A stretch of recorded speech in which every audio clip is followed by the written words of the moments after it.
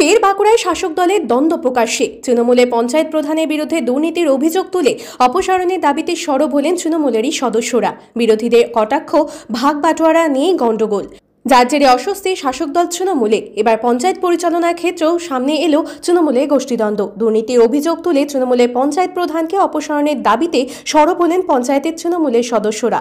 বাঁকুড়ার তৃণমূল পরিচালিত তালডাংরা গ্রাম পঞ্চায়েতের এই ঘটনায় অস্বস্তি শাসক দলে। উল্লেখ্য, বাঁকুড়ার তালডাংরা গ্রাম পঞ্চায়েতে 15টি আসনের মধ্যে 11টি আসন তৃণমূলের দখলে, 3টি আসন বিজেপি ও 1টি আসন সিপিএমের দখলে। সংখ্যাগরিষ্ঠ আসন তৃণমূলের দখলে থাকায় এই পঞ্চায়েতের প্রধান রয়েছে তৃণমূলে।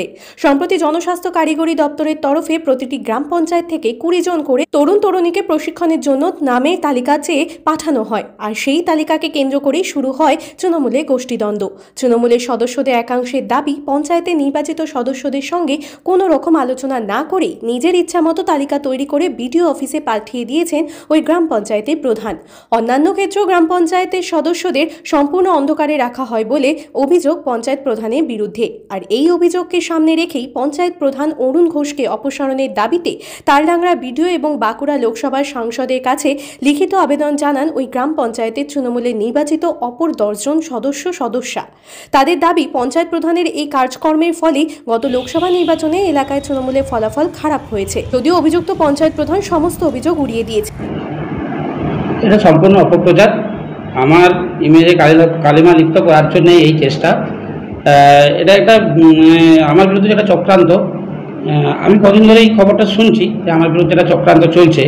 আপনাদেরকে আমি তার কিছু প্রমাণও দেবো যে কয়েকটা মিথ্যামিথ্যি কয়েকটা কাগজ, যেমন এই যে আমার হাতে যে কাগজটা আছে, এই কাগজটা ডিএম অফিসে কেউ সাবমিট করেছে যে পঞ্চায়েত দুর্নীতিভাবে বা 2 নম্বরভাবে কাজ করছে। এই কাগজে আমার প্রধান বা আমি প্রধান হিসাবে কোথাও কাউন্টার সাইন নেই।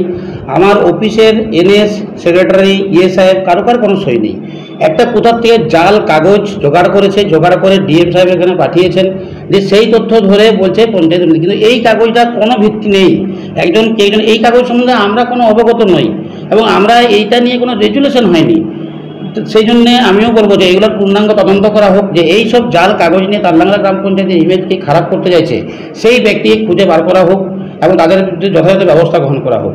আর আমার মেম্বাররা যে দাবি করেছেন যে আমি পঞ্চায়েত একনায়কতন্ত্রভাবে চালাচ্ছি, আমার পঞ্চায়েতে মোট 4 জন বিরোধী মেম্বারও আছেন, 3 জন বিজেপির, 1 জন সিপিএমের।